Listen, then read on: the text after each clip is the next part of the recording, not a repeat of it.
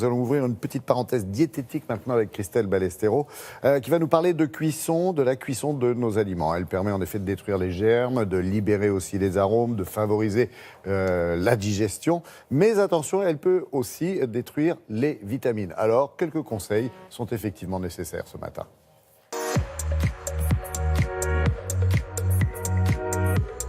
Paradoxe en cuisine, on se dit quand ça sent bon, c'est rassurant. Eh bien non finalement, parce que si ça sent bon, c'est autant de molécules aromatiques qui vont partir dans la pièce et qu'on mangera jamais.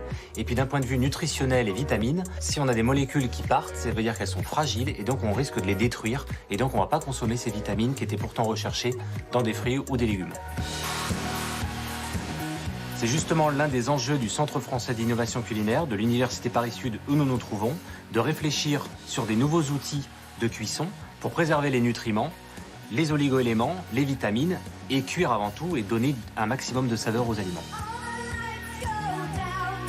Ce qu'on va pouvoir retenir chez soi sans être un chimiste, eh bien, c'est qu'il faut comprendre qu'il y a différentes familles d'aliments et en fonction, il y a des petites astuces à avoir en cuisine. Première famille d'aliments, on ne craint rien du tout avec les épices, on peut les chauffer un maximum, on va pouvoir les torréfier pour révéler les saveurs. Et puis par exemple, si on regarde le clou de girofle qui contient l'eugénol ou encore le thym qui contient le thymol, ces molécules résistent à plus de 200-250 degrés. Donc on ne va pas détruire leurs propriétés bénéfiques pour la santé.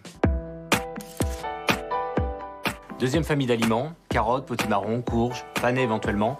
Tous ces légumes-là qui contiennent des caroténoïdes, ces légumes colorés, eh bien eux, on va pouvoir les mettre à bouillir.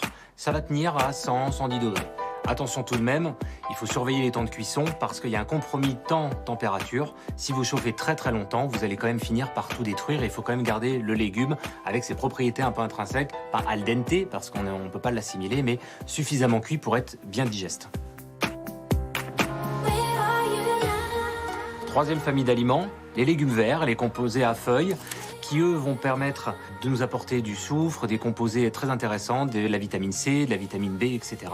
Par contre, ces légumes-là, beaucoup plus fragiles en température, on ne va jamais les mettre à bouillir. 80-90 degrés, grand maximum.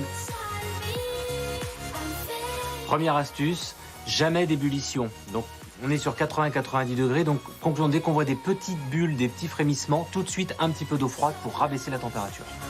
Deuxième astuce, on va couvrir pour garder éventuellement ces vapeurs, parce que si ces vapeurs partent, eh bien les arômes vont partir avec elles, c'est ce qu'on appelle l'entraînement à la vapeur.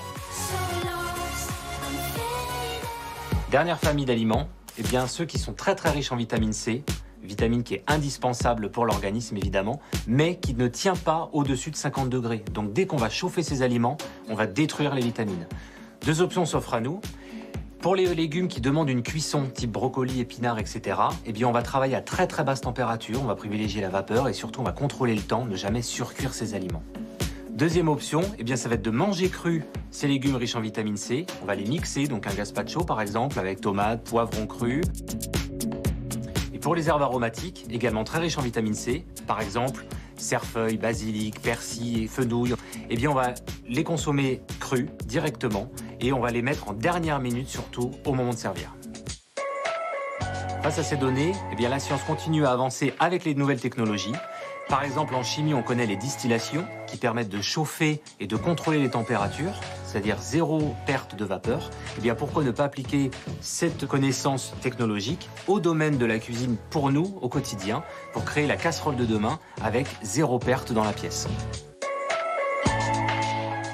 Voilà, et si ces nouvelles émotions gustatives vous intéressent, eh bien, je me permets de vous renvoyer au livre de Raphaël Aumont, Les papilles du chimiste.